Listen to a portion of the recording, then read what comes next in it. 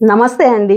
నేను మీ భవానీ కుస్మాని. నేను బాగున్నాను. మీరు బాగున్నారనుకుంటున్నాను. అందరం బాగుండాలని ఆ భగవంతుడిని వేడుకుంటూ, ఈరోజు కొన్ని మంచి విషయాలు చెప్పుకుందామండి. ఈరోజు మంచి విషయాలు, చెడ్డ విషయాలు, లేకపోతే విషాదమైన విషయాలు అలాంటివన్నీ కాకుండా లైట్‌గా తీసుకోండి. అంటే పొరపాట్లనేవి ప్రతి ఒక్కరు మాటల్లో దొర్లతాయండి. అది దాన్ని రకరకాల అర్థాలతో ఒక వారం 10 రోజులుగా హైదరాబాద్‌లో నానా రచ్చ అయింది గదండీ! ఇప్పుడు సంధ్య అనే పేరు చెప్తే జనాలు భయపడిపోతున్నారు. ఒకప్పుడు సూర్యకాంతం పేరు పెట్టుకోవాలంటేనే భయపడిపోయి ఆ పేరు మరుగున పడిపోయింది. ఎంత మంచి పేరండి ఆ పేరు. సూర్యకాంతం అంటే ఆమె కూడాను అంతే మంచి ఆమె. కానీ ఆమె చేసే యాక్షన్లు గయ్యాళిగా చేస్తుంది కాబట్టి, అబ్బా ఎందుకు అట్ట నోరేసుకుంటున్నావు సూర్యకాంతం లాగా అనేవాళ్ళు. అలాంటి పేరు వచ్చినందువల్ల ఆ పేర్లు పెట్టడం మానేసుకున్నారు. అట్లాగే మనము ఏదైనా ఒక మంచి పేరు వచ్చింది అంటే అది చెడు వలనో మంచి వలనో ఏదో ఒక రకంగా వచ్చేస్తుంది ఆ పేరు. వారం 10 రోజులుగా ఎన్ని రకాలండి. కనీసం నాగార్జున గారు ఇట్లాగ నమస్కారం చేసినప్పుడు ఇండస్ట్రీ వాళ్ళు పోయి వాళ్ళ మీద కాళ్ళం పట్టుకున్నారు. ఇట్లా రకరకాలుగా గుర్తించారండి. దాన్ని వివరించి చెప్పాలంటే ఎట్లాగా పెద్దవాళ్ళకైతే సాధ్యం అవ్వద్ది. ఎందుకంటే ఆయన ఏం చేశారు, ఫస్ట్ ఆయనతో బాగా మాట్లాడుకున్నారు రేవంత్ రెడ్డి గారితో, సీఎం గారితో. ఆ తర్వాత ఇంకొక మినిస్టర్తో మాట్లాడారు. ఇవన్నీ వివరించేదాకా జనాలకు తెలియదండి. వీళ్ళు ఏం చేస్తారు, ట్రోల్స్ పెడతారు.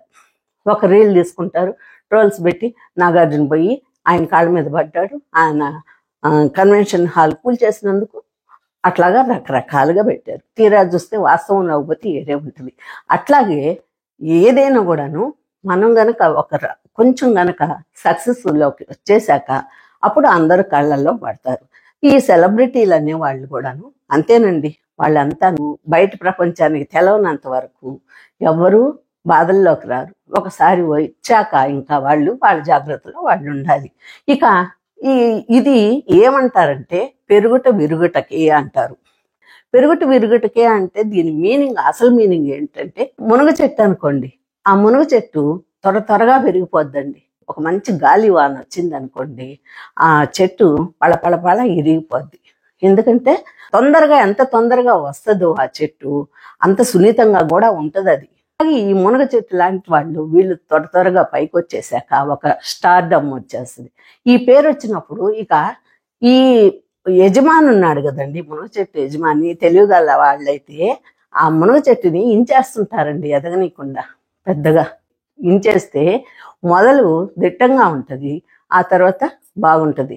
ఈ ఎంత ఎగ్జాంపుల్ ఎందుకు చెప్తున్నానంటే, ఈ సీనియర్స్ ఉన్నారు కదండి, వాళ్ళని పిల్లలు ఫాలో అవ్వరండి. వాళ్ళు చెప్పిన మాట ఒక రేంజ్కి వచ్చేసిన తర్వాత వీళ్ళ అనుభవాలు ఎంత, వాళ్ళ స్టార్డమ్ ఎంత అది తెలవక స్కోరు సజెషను. ఆ తర్వాత కొన్ని పొరపాట్లు కూడా ఉన్నాయండి. నాకు ఆ గంగమ్మ సీన్ చూశాను కదండి, నాకైతే ఒక రకమైన నాకు తిరుపతిలో గుర్తొచ్చేసిందండి ఆ రోజు. ఆ సీన్ చూసి నేను ఆ గంగమ్మ జాతర అంటే అది ఎంత నిష్టగా ఉంటారంటే అక్కడ తిరుపతి వాళ్ళు, అక్కడ కాపురాలు ఉండేవాళ్ళు అయితే ఆ జాతర సమయంలో ఇక బయటికి పోరండి వాళ్ళు, వేరే ఊరికి వెళ్ళరు. ఆ జాతర అయిపోయేదాకా వేరే ఊరికి పోరు వాళ్ళు. ఆ ఊరు దాటకూడదు అనమాట, పొలి మీద దాటకూడదు. అందుకని జాతర వస్తుంది అంటే ఎక్కడికి పోవాలన్నా ఎక్కడికి రావాలన్నా ముందుగానే వెళ్ళిపోతారు. అట్లా మేము అక్కడ ఉన్నాం కాబట్టి నాకు ఆ విషయాలు తెలుసు. లేకపోతే అసలు ఆ జాతర తెలియదు, గంగమ్మ అంటే ఏంటో తెలియదు, నాకు ఏమి తెలియదండి. ఇక తిరుపతి కదండి, ముందు అక్కడి నుంచి ఆమెకు వస్తుంది సారే అంటే వెంకటేశ్వర స్వామికి చెల్లెలు అనమాట గంగమ్మ. అందుకనే ఆమెకి అంత జాతర చేస్తారు. ఆ జాతరకి కూడా చాలా కథ ఉందండి. నేను ఎందుకు ఎంత కథ వీళ్ళు చేస్తారు అనే దానికి కూడా నేను అప్పుడు అని కనుక్కున్నాను. వాళ్ళు బలులు ఇస్తారు అవన్నీ. గ్రామ దేవతలంటే మన దేవుళ్ళ కన్నా ఇంకా పవర్ఫుల్ అండి వాళ్ళు.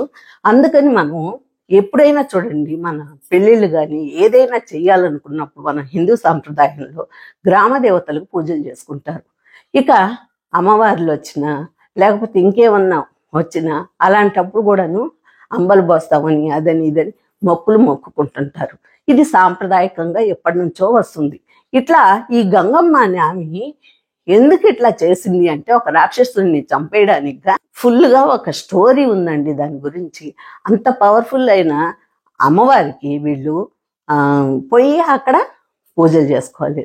తర్వాత రామారావు అంతటా ఆయనే ఆ, మా దేవుడు సినిమాలు చేశారు కదండి. మన తెలుగు సినిమాల్లో దేవుడు అంటేనే రామారావు. ఏ వేషం కట్టినా రామారావు. ఈరోజు ఆయన చనిపోయినా కూడా ఒక దేవుడే లెక్క జనాలకి. అంటే ఏ 10%కు తప్పితే మిగతా అందరికీ దేవుడు అంటే ఆయనే గుర్తొస్తాడు. అలాంటి ఆయనే ఉపవాసాలు ఉండేవారు దేవుడు ఈ క్యారెక్టర్లు చేసేటప్పుడు. ఇక ఇలాంటివన్నీ చేసేటప్పుడు కొన్ని నియమ నిష్టలు కూడా పాటించాలి. ఇక ఈ నియమ నిష్టలతో పాటు మీరు ఇంత పెద్ద సినిమాలు చేశారు కదండి, తిరుమలకు వెళ్ళి అక్కడ మొక్కులు తీర్చుకొచ్చుకున్నారు రాఘవేంద్రరావు గారు, ఈ సినిమా వాళ్ళు అందరు పోయి. ఆ అన్నమయ్య ఎంత సక్సెస్ అయిందంటే నేను సినిమాకి ఈ రోజు పోయి మళ్ళీ పక్క రోజు కూడా వెళ్ళానండి.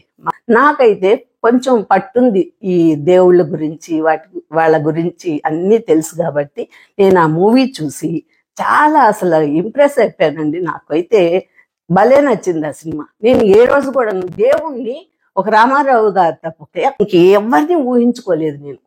అలాంటిది నాకు నిజంగా అన్నమయ్యలో ఆ సుమన్ కానీ, వెంకటేశ్వర స్వామిగా, ఇక నాగార్జున చేసిన యాక్షన్ కానీ ఏ రోజు కూడా నాగార్జున నేను అలా ఊహించుకోలేదండి. ఆ తర్వాతే నేను ఇంక అంతకుముందు సాయిబాబా సినిమాలు కూడా ఎన్ని వచ్చినా కూడా నేను సాయిబాబాగా అంగీకరించలే. కథలే విన్నాను, కథలతోనే ఫాలో అయ్యాను నేను. అట్లా చేపించారు ఆ రాఘవేంద్రరావు గారు, అట్లాగే ఆయన చేశారు. నాకు అందుకని ఆ సినిమా కూడా చాలా నచ్చింది.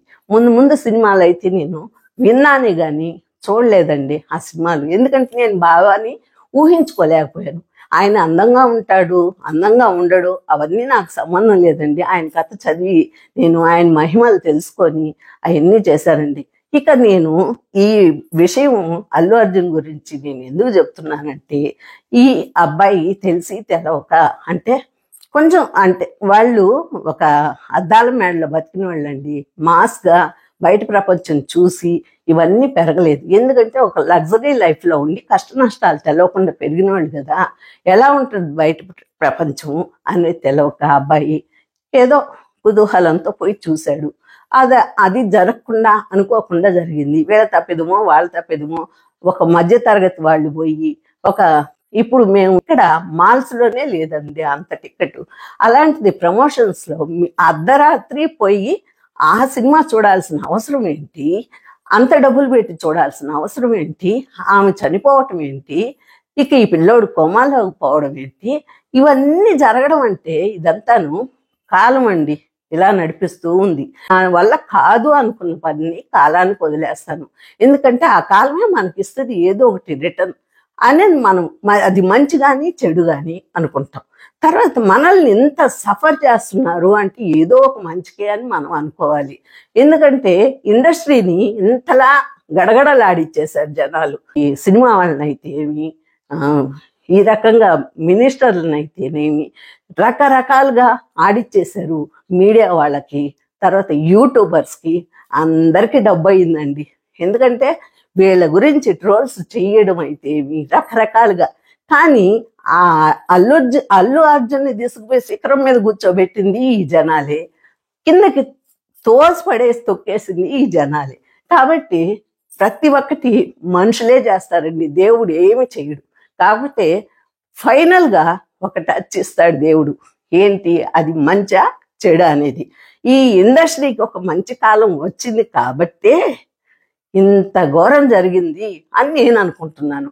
మీలో ఎవరైనా ఒప్పుకుంటే ఒక కామెంట్ పెట్టండి నాకు. ఎందుకంటే మనకి ఇప్పటిదాకా మన రామారావు సీఎం అయ్యాకే హైదరాబాదు డెవలప్ అయింది. విడిపోయిందే అని మనం బాధపడ్డాము. బాధపడినందువల్ల ఆ బాధ ఒక 10 ఏళ్ళు అనుభవించేశారు. అన్ని రకాలుగా అప్పుల పాలైపోయారు. సరే, మంచి రోజులు వచ్చాయి. ఎందుకంటే ఏదైనా ఒక కష్టం వచ్చింది అంటే ఆ కష్టం తర్వాత ఏదో ఒక సుఖం రాబోతుంది, దానివల్ల మంచి జరగబోతుంది అని మనం అర్థం చేసుకోవాలి. ఎందుకంటే ఇప్పుడు ఈ కష్టం ఎందుకు వచ్చింది అంటే సినిమా వాళ్ళకి మంచి జరిగేదానికే వచ్చింది అని నేను అనుకుంటున్నాను. ఎందుకంటే మన ఆంధ్ర కూడా బాగుపడాలి కదండి. మన ఆంధ్ర కూడా డెవలప్ అవ్వాలి కదా. ఆ డెవలప్ అవ్వాలనుకుంటే మన ప్రభుత్వం వచ్చింది ఇప్పుడు మన చేతిలోకి ప్రభుత్వం వచ్చి మంచి వాళ్ళ చేతుల్లోకి వచ్చేసి ఇండస్ట్రీ ఒకవేళ అక్కడికి వచ్చింది అనుకోండి, అది ఎంత డెవలప్ అవుద్ది. ఎప్పుడైనా సినిమా ఇండస్ట్రీ వచ్చాకే హైదరాబాద్ డెవలప్ అయిందని నేను అనుకుంటున్నాను. కాబట్టి ఈ విషయాలన్నీ నేను ఎందుకంటే ఇది చెయ్యాలని నేను అనుకుంటున్నానంటే, నేను ఒక సినిమా అభిమానినండి మొదటి నుంచి కూడాను. అట్లాగే సినిమాలు నిజంగానే ప్రతి సినిమా చూసేదాన్నండి నేను. అట్లాగే ఈ ఇంత అల్లకల్లోలం జరుగుతుంది, దీనికి ఎక్కడ ఎండింగు అంటే దానికి ఒక టైం రావాలి కదండి.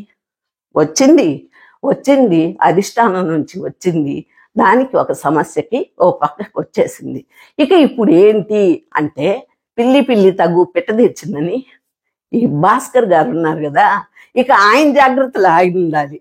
అంటే చనిపోయింది కదా ఆ అమ్మాయి భర్త, ఇక ఆయన జాగ్రత్తలు ఆయన ఉండాలి. ఎందుకంటే గవర్నమెంట్ అని, ఈ ఫిల్మ్ ఇండస్ట్రీ వాళ్ళని వీళ్ళందరూ ఇచ్చారు కదండి ఆయనకు. ఒక్కసారిగా కోటేశ్వరుడు అయిపోయాడు కదా ఆయన. ఇక ఆయన మీద ఇంకెన్ని జరుగుతాయో మళ్ళా. జనాలు లేకపోతే పెట్టరు, తింటే ఓర్చుకోలేరు. ఇలాంటి జనాల మధ్యన మనం బ్రతుకుతున్నాం. కాకపోతే గంగమ్మ గురించి అయితే నేను ఎప్పటి నుంచో ఇది ఎప్పుడైతే ఆ అమ్మాయి చనిపోయిందో, ఈ అబ్బాయిని అరెస్ట్ చేస్తామన్నారు అల్లు అర్జున్ని, ఆ రోజే నేను అనుకున్నాను, ఈ అబ్బాయి కనుక పోయి అక్కడ అమ్మవారికి మొక్కు తీర్చుకొని ఉంటే ఎంత బాగుండేది అనిపించింది నాకు. ఈ ఏదో పొరపాటు జరిగింది నాకు. ఎందుకంటే ఆ అబ్బాయి కూడాను నా బిడ్డలాంటి వాడే కదండి. ఎవరైనా కూడా పసివాళ్ళు అంటే బిడ్డల్లాంటి వాళ్ళే కదా. ఇప్పుడిప్పుడే పైకి వస్తున్నారు. వాళ్ళకి ఉంటుందండి ఒక రకమైన కోరికలు ఉంటాయి. ఎందుకంటే ఇప్పుడు అమ్మాయి చనిపోయింది కదండి, ఆ భర్త పెద్దోడే కదా లెక్కకి. ఆయనకి కావాలనుకొని చేసుకున్నాడా? ఇలా జరగద్దు, నా భార్య చచ్చిపోద్దని చేశాడా? కాదు. కానీ వాళ్ళ సంతోషం అది. మనం చూడాలి, ఎటైనా ఫస్ట్ ప్రమోషన్ షో చూడాలి అని వాళ్ళ ఇంట్రెస్ట్. ఇక ఈ అబ్బాయి నేను అది మాల్ అయ్యి ఉంటే అసలు ఇంత రచ్చ అయ్యి ఉండదు. ఎప్పుడైతే ఈ ఆర్డినరీ థియేటర్కి వెళ్ళారు, అక్కడ మాస్ ఉంటారు. వీళ్ళు ఏం చేస్తారు, పిల్లలు ఎంజాయ్ చేయాలంటే మాస్ థియేటర్కే వెళ్ళాలి. మాస్ థియేటర్లో గోలలు, రచ్చలు, విజిల్స్ అవన్నీ ఉంటాయి. చిన్నప్పుడు మేము ఒక 15 years లోపల ఉన్నప్పుడు సినిమాకి పోతే నాకు సినిమా అర్థం కాకపోయినా ఆ ఈలలు, ఆ అరుపులు, వాటికి అదొక రకంగా ఉండే. ఈ రోజు చీమ చెట్టుకుమంటే కూడాను విసుగ్గా అనిపిస్తుంది. అంటే అది వయసుతో పాటు కొన్ని మార్పులు జరుగుతుంటాయండి. ఇవన్నీ మనము ఎవరు తప్పు పడడానికి లేదండి. కొన్నిసార్లు అనుకోకుండా జరిగిపోయే సంఘటనలు ఇవన్నీ. అందువల్ల ఇప్పుడు మనకు ఒక మంచి రోజులు వచ్చాయి అని నేను అనుకుంటున్నాను. ఇక ఇప్పటికైనా కూడాను ఒకవేళ వాళ్ళు కనుక నిజంగా వాళ్ళకి ఇంకా మంచి రోజులు వస్తాయి అనుకుంటే అక్కడ గంగమ్మకి పోయి ఆమెకి ఇవ్వాల్సినవన్నీ మొక్కులు అవి తీర్చేసుకుంటే ఇంకా మంచిది అవద్ది. అంటే ఒక్క తెలంగాణలో తప్ప ఎక్కడైనా సక్సెస్ అయ్యింది లెక్కకి. ఎందుకంటే అక్కడ జరిగింది కాబట్టి. అది మనం ఒక స్థాయికి వచ్చాము అనుకుంటే అప్పుడు మన జాగ్రత్తలో మనం ఉండాలి. ఇది నేనైతే నా యూట్యూబ్ ఛానల్ చేయడమే కొన్ని మంచి మాటలు చెప్పాలా అని చేశాను. ప్రవచనాలు చెప్పేవాళ్ళు వీళ్ళందరినీ చూసి నేను వచ్చాను. కానీ ఇప్పుడు నేను ఇక్కడికి వచ్చాక ఈ యూట్యూబ్లో వాతావరణం చూసి అప్పుడు తెలుసుకునేవన్నీ మళ్ళా రేపటి వీడియోలో నేను చెప్తానండి. ఈ రోజుకైతే ఇంతేను, ఉంటానండి ఈ రోజుకి.